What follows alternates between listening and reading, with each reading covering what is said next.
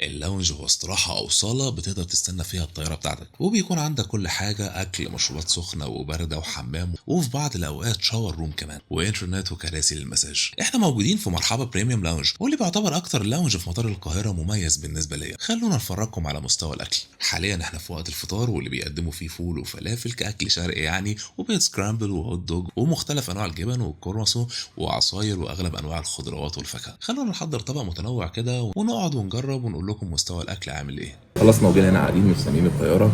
شويه كده هتلاقوا الطياره الاماراتيه موجوده قدامنا وبيتم تجهيزها وهنصورها ليكم طبعا. كمان مع الفطار هنا الاورنج جوز دوت، واللي طلع طبيعي والبيور مفروض سكر، ودي يمكن احلى حاجه فيه. كمان معانا هنا في الفطار الفلافل ديت، اللي طبعا تعتبر اكله شرقيه لازم تتقدم في الفطار المصري.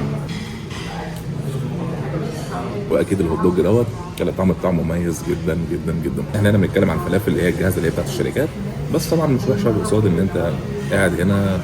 اكيد مش هيجيبوا حد يعني يقلب طعميه هنا طبيعيه.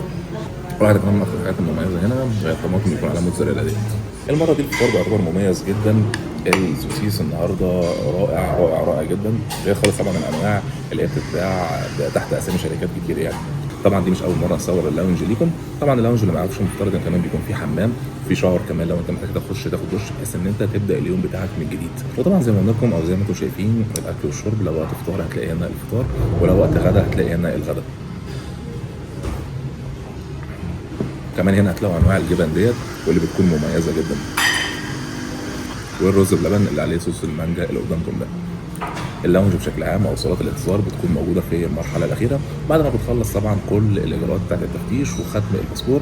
بعد ما بتختم الباسبور طبعا بتقدر تخش الصالات المختلفه. الصالات طبعا كلها هنا انواع مش زي بعضها، يمكن افضلهم طبعا الصاله اللي احنا موجودين فيها ديت، واللي هي اهلين بريميوم لاونج، اللي بتبقى قاعد وقدامك الطيارات وهي بتتجهز زي ما قلنا لكم قبل كده.